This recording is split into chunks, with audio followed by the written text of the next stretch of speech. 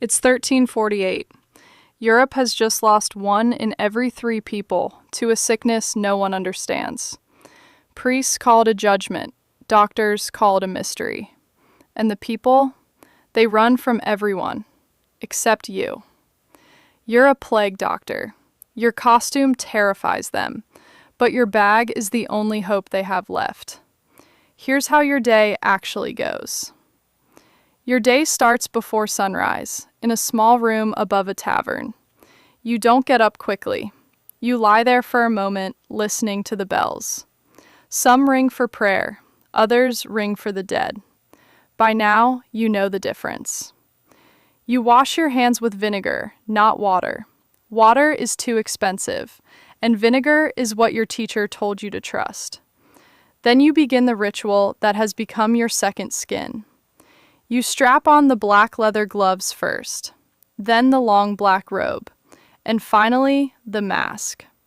That long, curved white beak is the thing children will have nightmares about for centuries.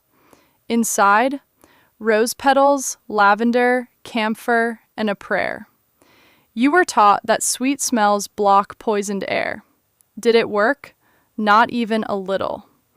The plague passes through the air like a whisper, and your perfume is only perfume. But you put it on anyway, because when you walk down the street, the mask is the only thing that keeps the crowd from throwing stones. You walk out. The streets are quiet in the wrong way. No market sellers shouting, no dogs barking, just the slow creak of a cart in the distance, and the smell of smoke from fires burning outside the city walls. You pass doors marked with red crosses. Neighbors you knew, gone. A woman stands in a window holding a baby, and she looks at you with a face you cannot name. Fear, hope, hatred, all mixed together. Your beak is the last thing they see before they flee. You don't blame them. Sometimes you want to flee too. Your first patient is a boy, maybe 8 years old, lying on a straw mat in a room that smells like sweat and onions. His mother is crying in the corner. His father has already left. Some men run, others stay. This father stayed long enough to pay you.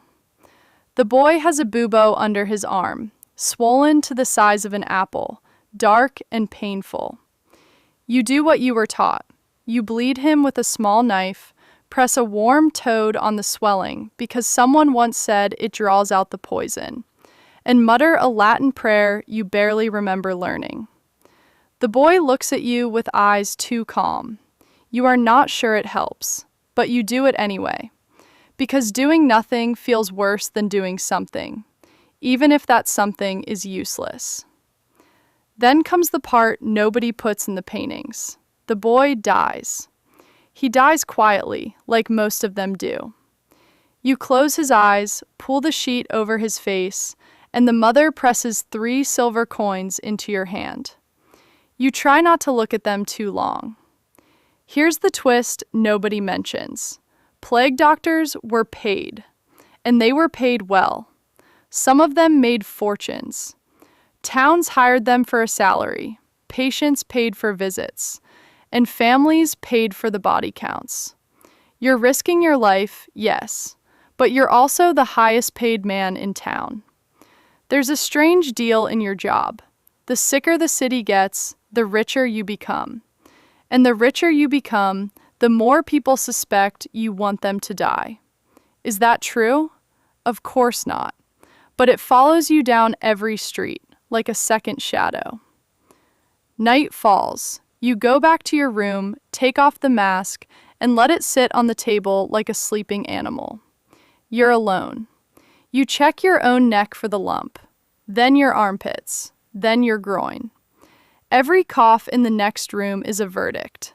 Every ache in your back is a sentence. You count your coins by candlelight, and then you stop counting because the number feels too heavy. You chose this life, or did the town choose it for you? You don't know anymore. You blow out the candle and wait for morning. Reality check from Chrono. That beak, pure theater.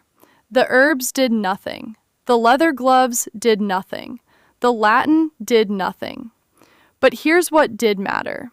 Plague doctors wrote things down. They counted deaths, marked streets, watched how the disease moved. In a world without science, their records became the first clue that someone, somewhere, might one day understand. The costume was a lie, but the record-keeping was a beginning. Sometimes a costume is a lifeline, and sometimes the truth is hidden behind a mask. Next time, you'll be a gladiator, a scribe in Alexandria, a servant in Versailles. Smash subscribe and tell me in the comments whose day you want next.